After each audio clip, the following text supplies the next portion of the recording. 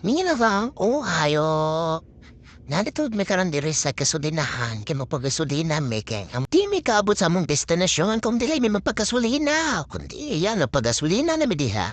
Diri ra ako naka-experience sa laing lugar na amo gasolina. Ikaw na magtuplok-tuplok diha sa machine tapos ikaw na magsulod og kwarta. Uwi ka na pa paslak diha sa gasolinahan sa kanan. In short, self-service. Ang ilang gasolinahan diri 24 hours. Sure lang na ko ninyo sa mga palangga na being OFW is not easy. Usahay na atong lawas dili pa maintain piska. Well, to point to mga palangga. Pinagpadalhan tayo ng pera sa ating kamag-anak sa ibang lugar, kailangan po natin pinapahalagaan ang kanilang pera. Kasi bawat papapadala nila ng pera ay may halo yung pagmamahal. Bilang OFW, hindi lahat ng panahon yung ating katawan ay masigla palagi. Humana na dito big gasolina mga palangga padulong na dito biyanan dito sa Fishport. Ang Fishport tayo dire kay muna pinakabarato na isda. Although kung dito mauta mamalit sa mga mall, mahal kayo dito at tapos di pa tayo dito makapili og tarong kay wat nakabal og kanus ay abot ay lamang isda o. Maayo man dito sa Fishport kay makapili tayo tarong og presko ang mga isda. Suka na mga oras sa mga palangga no, alas 4 namin nagbiyahe namin padulong nga dito sa Fishport. Kaya mga ayaw mong na magsayuta kay para makakitay makauna pa virgin sa mga isda. Be, joke lang para makapili bitaw og tarong. So, here we go mga palangga, let's go!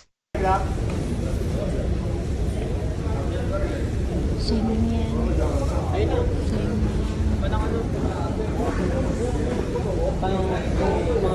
Ay, dili.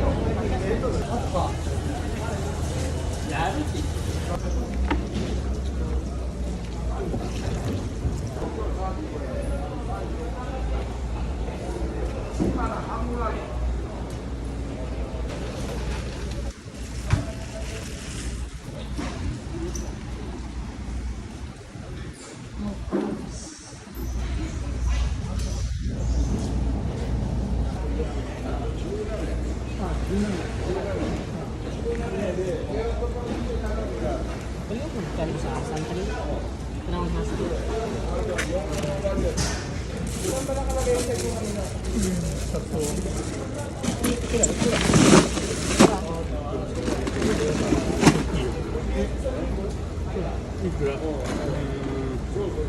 円でけど860円やったら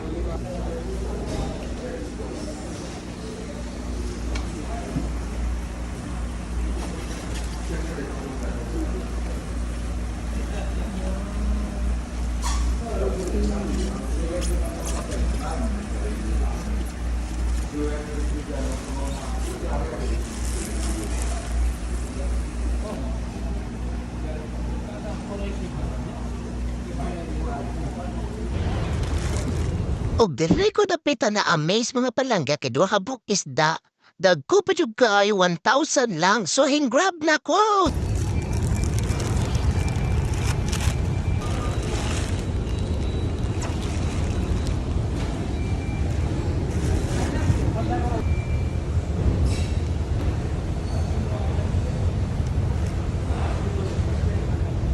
Basta ko 6 kilo sabay ka.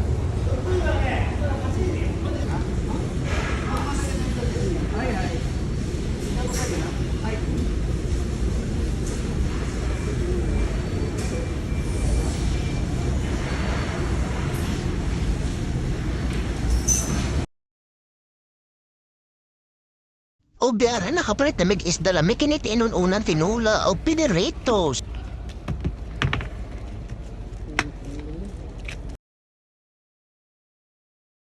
Pag umana na, sulod na din nila ang box ug muuli na mi.